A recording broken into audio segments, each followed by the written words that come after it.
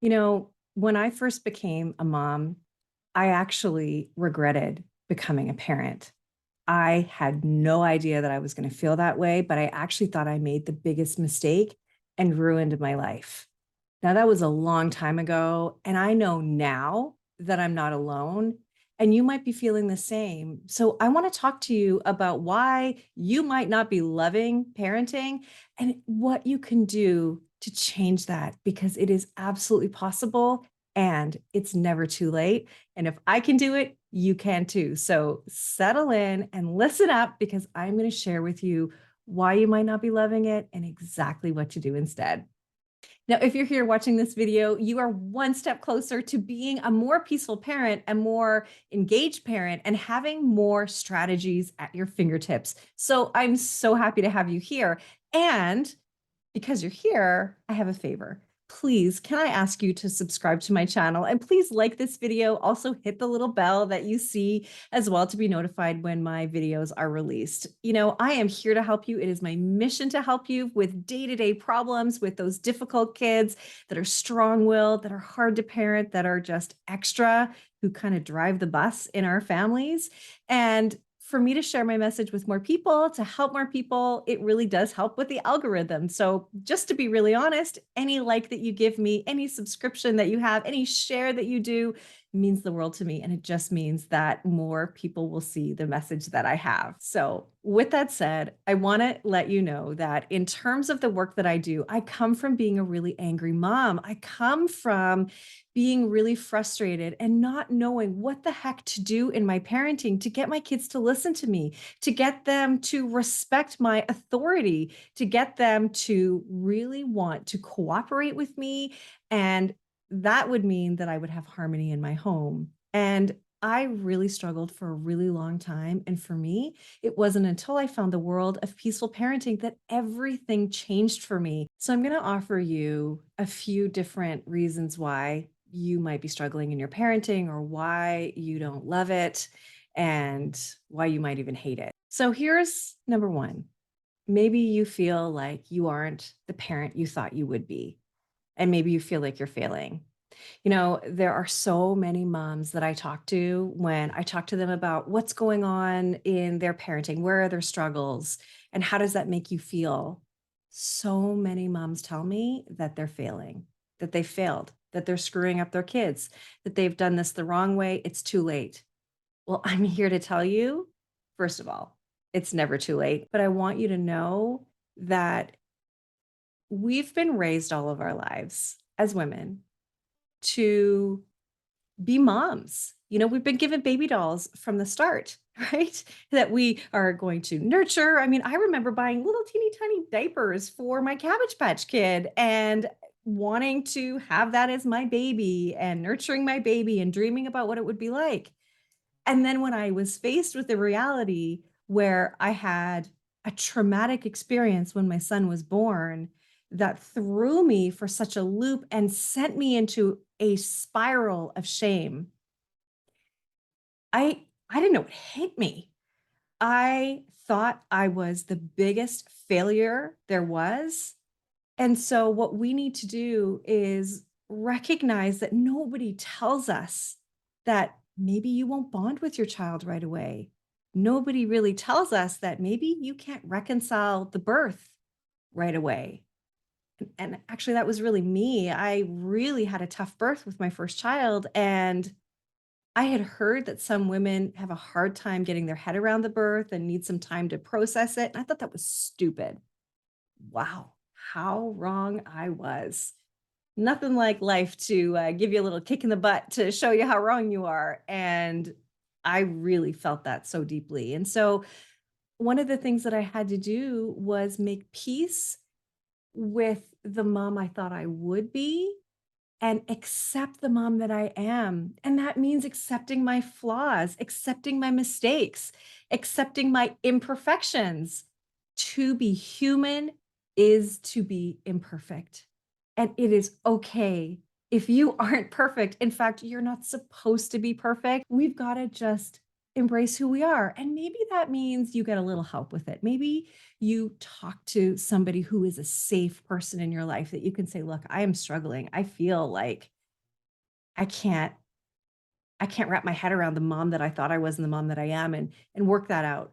I would make a list of all of the gifts that you bring your family, everything about you that brings joy and help and peace and kindness and love and comfort to your family, and focus on that because that really, really matters.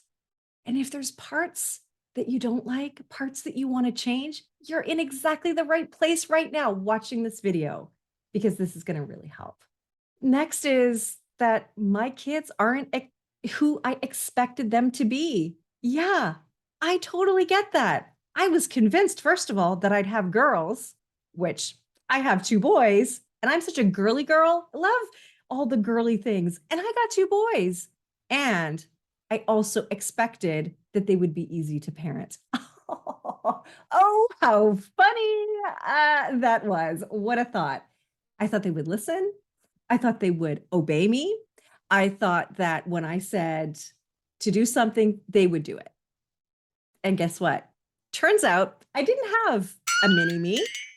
I had these two beautiful boys who are so different, don't even look alike, and both are so different than I expected them to be.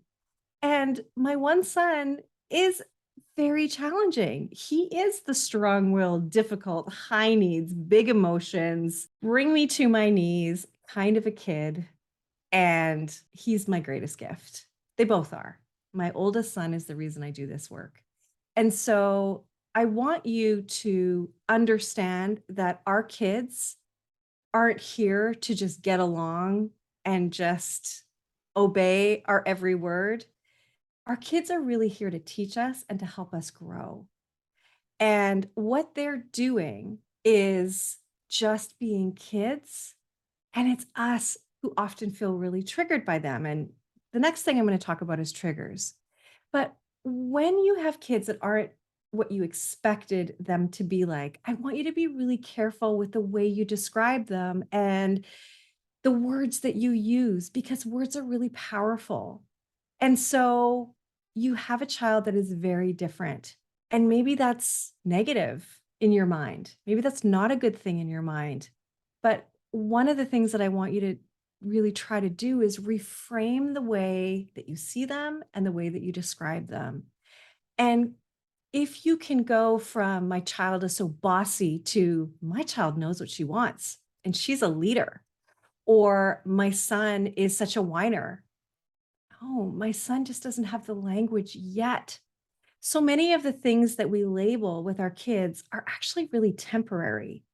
And we actually start to label them, and that label sticks with them for a lifetime.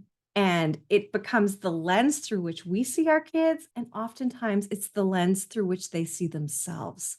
And that's where that sort of record that we have in our head, you know, the one that isn't so nice, that never says nice things to us, that record, well, that's what we're planting. We're planting those seeds when we use those labels. And look, our kids come to us and they come through us. They don't belong to us. They aren't here to make life easy. They're here to challenge us and they're here to teach us. And when they show up, they're going to show up with temperaments that are opposite than what you expected. But I want you to know when it comes to temperament, that's not something you can change. We can alter behavior. We can have different expectations from our kids. We can ask for different things. We can parent in a different way, but temperament is who they are. If you're an extrovert and your child is an introvert, that might be hard for you. But what you need to do is find the gifts that come within that introverted child. Find the gifts that that boisterous child of yours has and focus on that as well. We want to focus on empowering them, not putting them down, not showing them that we're disappointed in them, because our kids will take that message and they'll make it about them and say, well, I'm a disappointment or I'm not good enough. And I know that because so many of the clients that I work with, the first thing we do is talk about their past and talk about the messages they received in childhood and how that follows them through to this day. And those are the triggers that now show themselves in their own parenting. So if your child isn't who you expected to be, find the things that you can appreciate about your child. Watch the words that you're using, change those negative words to something more positive so that you can see the beauty in your child, even if they are completely the opposite of you. So let's talk about triggers. Maybe you feel so triggered. Well, here's the secret. Kind of alluded to it already. And the secret really is that our triggers come from the past. They come from a time when we were disrespected. We were put down. We were powerless. And we had no authority, no ability, no control over our circumstances to change them. So when we have our kids, they actually make us feel that way a lot of the times. They make us feel embarrassed. They make us feel helpless and hopeless and frustrated, and they make us feel unheard, sometimes even unloved. And those feelings come up, but now I'm the boss, right? We're the boss now because we're the parents. And so now I can correct that and fight for myself. I've got the power now. But here's the thing, we end up yelling at our kids. We punish them. We ground them. We threaten them. We do all sorts of things, but we're really yelling at the wrong person. And so there are so many things that we say our kids are a mirror for. Like they're just holding up a mirror to us, and whatever your triggers are actually your sign, your cue to say, okay, hold on. Why am I so angry? Why does that make me so angry right now? And it's an opportunity for you to dig a little deeper. And again, this might be something that you need some help with. I think it's important to have somebody guide you through the way you were parented. And this isn't about throwing your parents under the bus. They were doing the best they can. But oftentimes there's a generational parenting pattern. Your parents parented you the way they were parented, and they were parented the way they were parented. And so this generational cycle trickles down. But you're here right now saying, no, I don't want this anymore. I don't want to feel triggered. I don't want to take this out on my kids. It doesn't feel good. And yelling at them just makes me feel bad. And then I have to go and explain my behavior to my kids and say, like, I'm really sorry. I know I shouldn't have yelled. And then it becomes about you and your behavior, not about them. And the behavior that they had that really you're looking to adjust or change or lessen, right?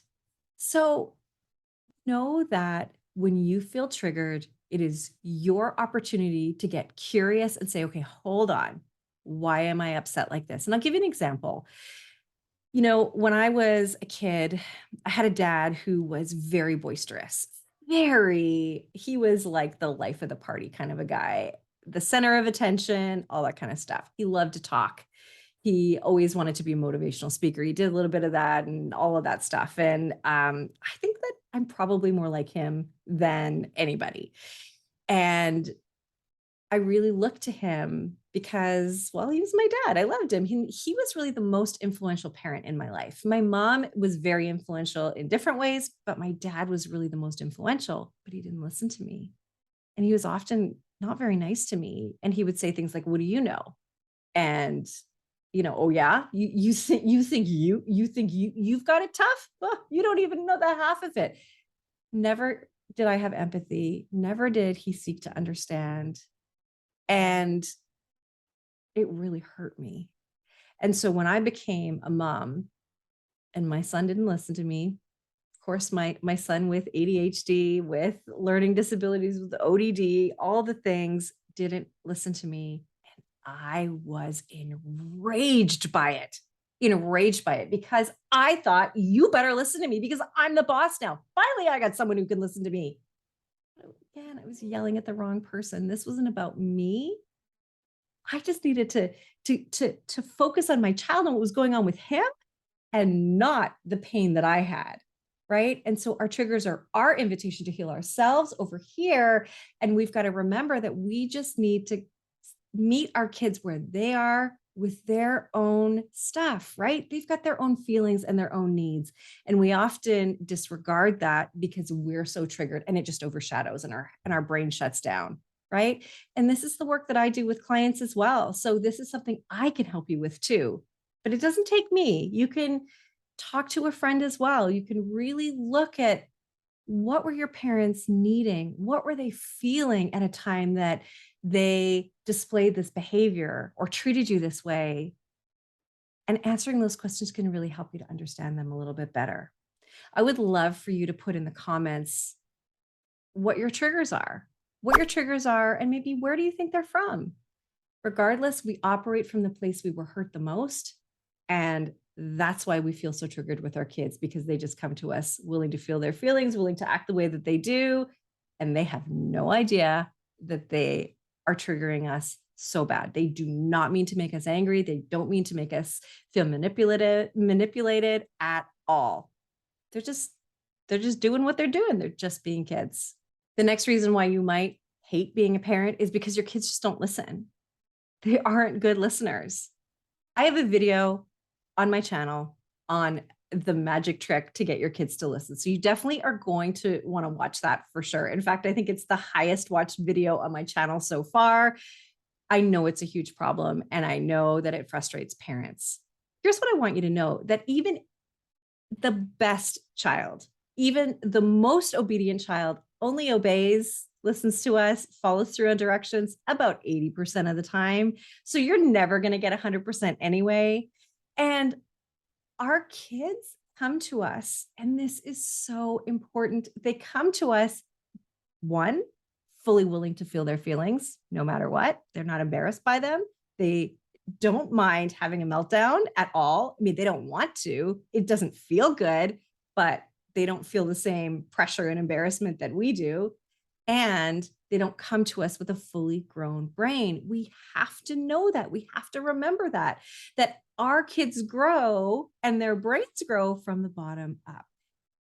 The first part of the brain to grow is the part of the brain that's survival. That's our brainstem and cerebellum. Then until about 7 years old, they live in their amygdala, which is their emotional brain. So they're all emotional. No wonder they're fully comfortable feeling their feelings and having that meltdown and doing things that we could never have imagined, right? And that also means they don't have impulse control. They don't have emotional regulation. They don't have any of that. And then around the age of 7, this prefrontal cortex starts to come online. That's the outer area of the brain, the higher brain that is responsible for reasoning, rational thought, problem solving, executive functioning, impulse control, emotional regulation. And we use the hand brain model a lot to talk about it, right? This is the brainstem, the cerebellum. Inside here is the amygdala. This is the prefrontal cortex. And actually, the prefrontal cortex works to regulate the amygdala. But our kids don't have that. And it doesn't come online until they're around 7. And it doesn't fully finish growing until around mid-20s. And it can be different. Boys can take a little bit longer than girls. And so it's so important that you know that they're often operating from a really emotional place. And for you to take the behavior that you see and look at what's under it, that's where you're going to find cooperation. Now, with these kids that we have that are defiant and have big emotions and are really strong-willed, it does take a little bit of extra patience from us and a few extra tools in our toolbox. And that's what my channel is all about, is giving you those tools. So please make sure you have a look at the playlists. And I'm going to put a playlist in the description below, so you can watch some more videos and have some more tools really at your fingertips. And our kids really need us to connect with them first before we ask them. So remember that. Remember that yelling at them from across the room or calling to them from another part in the house doesn't work. But going to them, making a connection, and then requesting is how you get your kids to listen. Maybe one of the reasons you hate being a parent is because you don't know what you're doing. I don't know what I'm doing here. I don't know whether to punish them, to yell at them, to threaten them, to take something away. I don't know if I should just ignore this behavior. I don't know what this means. this behavior means for the future. Maybe I'll just, I don't know, I'll try to nip it in the bud now. I don't know what I'm doing. I don't know. I didn't have a great example in my own life for a parent. I have nobody to compare this to. You know, both my husband and I are the youngest in our family, and so we felt like idiots. Honestly, we felt like idiots. We did not know what to do. We had no idea, and of course we prepped for it. But there are so many things you can't prepare for. So first and foremost, I want you to know it's not your fault. If you feel like you don't know what you're doing, it is absolutely not your fault. This is the most important job that we do. And it's the one job we do with no training, no schooling. We don't get to apprentice for this. We don't get to practice for this. We don't know. We just don't know. And then we get caught in this place where I don't know what this behavior means and if this is going to last forever. And remember what I said earlier, that most behavior is temporary. And so if you don't know what you're doing, remember it's not your fault because nobody trains us. We all say there's no manual. And when I talk to parents, most of the parents that I work with are professionals, and I'll say, okay, well, how long did you study for your career? 4 years, 8 years, 6 years, whatever it is. And then I'll say, well, how long did you study to be a parent? And the answer is always, well, of course I didn't study to be a parent. Right. So how are you supposed to know this? How are you supposed to know how to raise a typical child? Never mind a child that is neurodiverse. Never mind a child with extra needs. You know, having a child, for example, that has ADHD can be so difficult to parent through, but it's invisible. And so oftentimes, at least this has been my experience, people don't believe me. They're like, oh no, you've got a great kid. No, I know I have a great kid.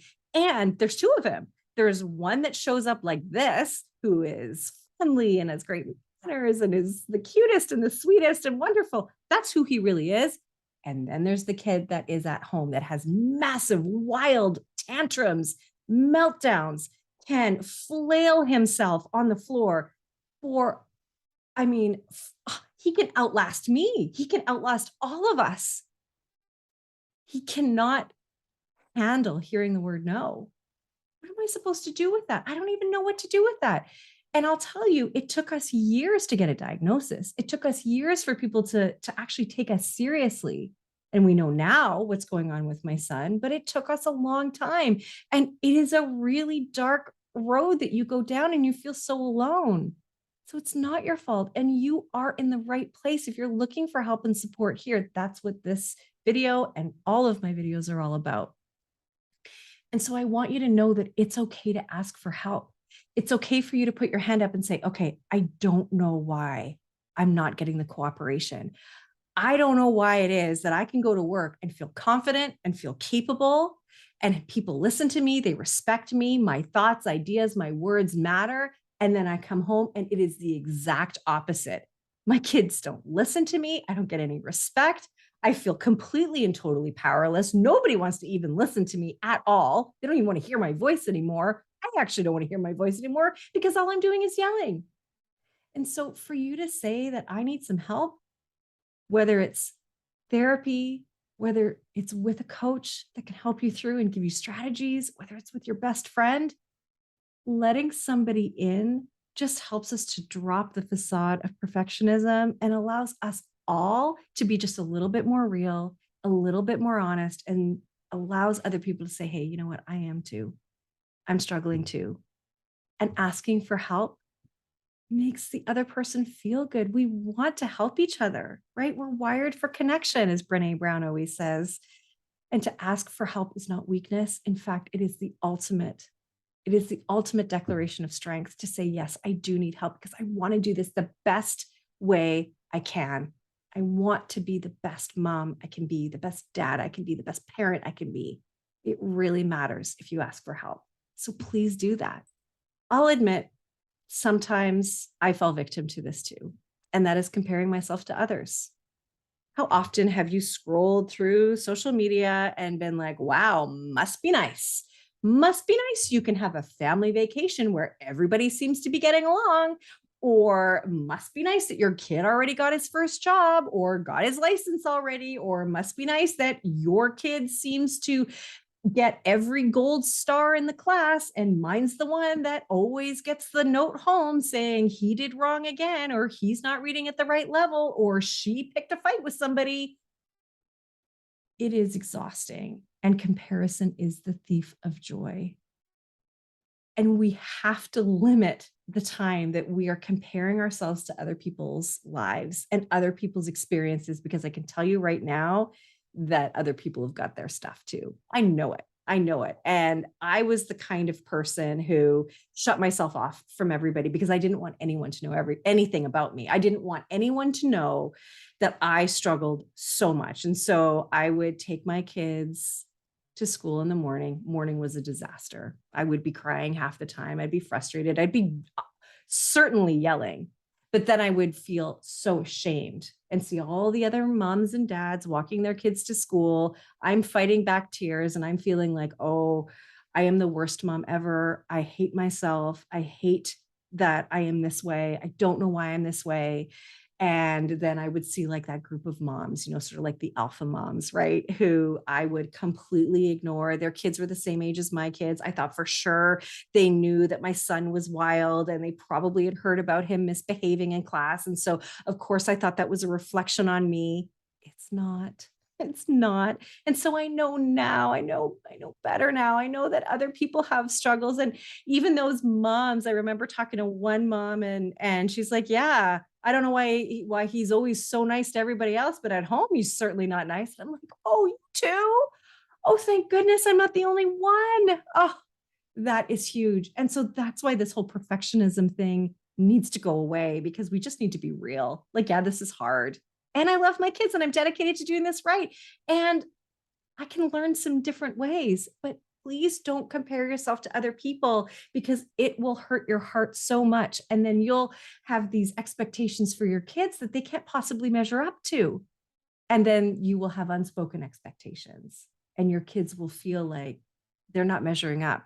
And then they'll feel like they're not good enough. And then that's when the whole cycle starts again, right? I don't feel good enough. And then I feel, as a parent, those messages, I'm not enough, are in our heads.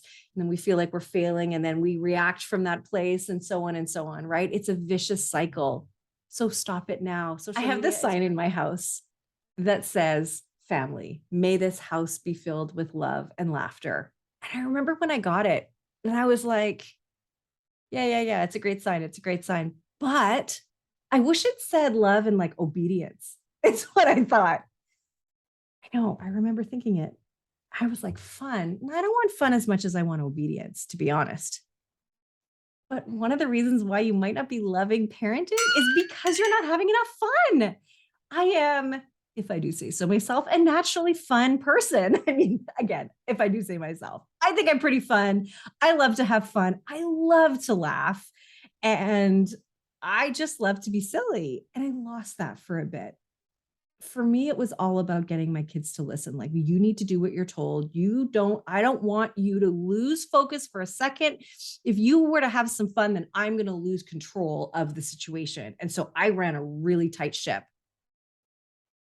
And my thought was, well, if I give them an inch, they'll take a mile.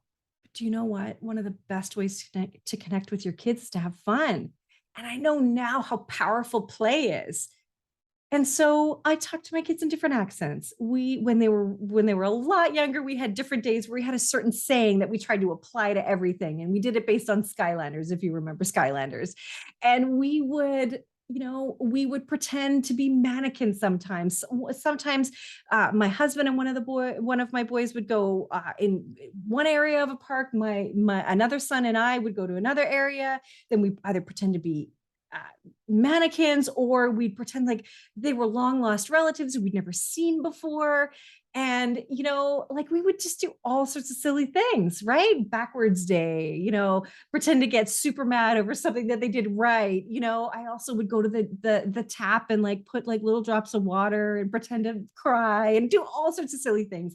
I do them now. I kind of like dad jokes. That's really actually what I guess I can identify as my sense of humor. And I'm the funny one. I am. I'm the funny one. And my husband is not as fun and funny, but he definitely is a lot more willing to get in there, wrestle with the kids, tickle the kids. He would lift them up and throw them down and just be more physical with the kids. And that's exactly what we need to do is really lighten up and have more fun. And especially boys, they love that stuff, right? So it came really natural to my husband. Me, I was just like, I was so scared to do it. I didn't want anyone to get hurt.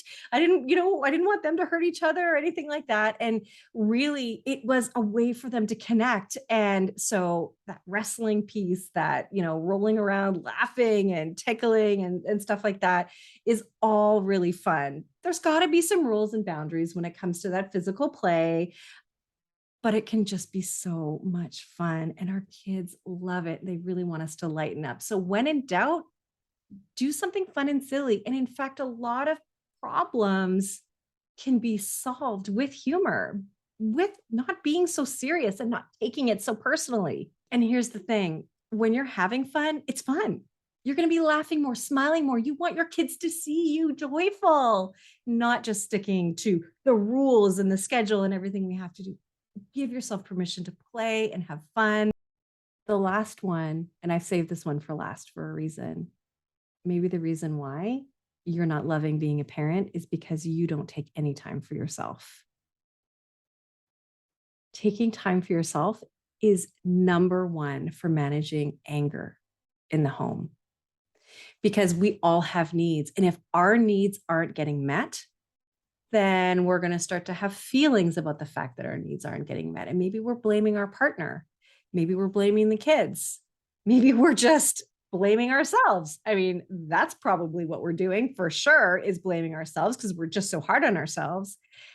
But taking care of ourselves seems to come last on the list, as though it's somehow selfish or somehow not a priority, but it is an absolute, total, complete, and emphatic priority. I cannot state enough how important taking care of yourself is.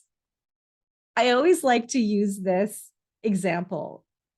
If you were dropping your kids off to somebody to care for your kids, a caregiver who was sleep deprived, who was miserable, who snapped and lost their cool at every little thing, who was somewhat disengaged, who maybe just can't even, would you choose that person to care for your children? No, you wouldn't choose that person. But that's how we show up sometimes. And no judgment, no judgment. I get it.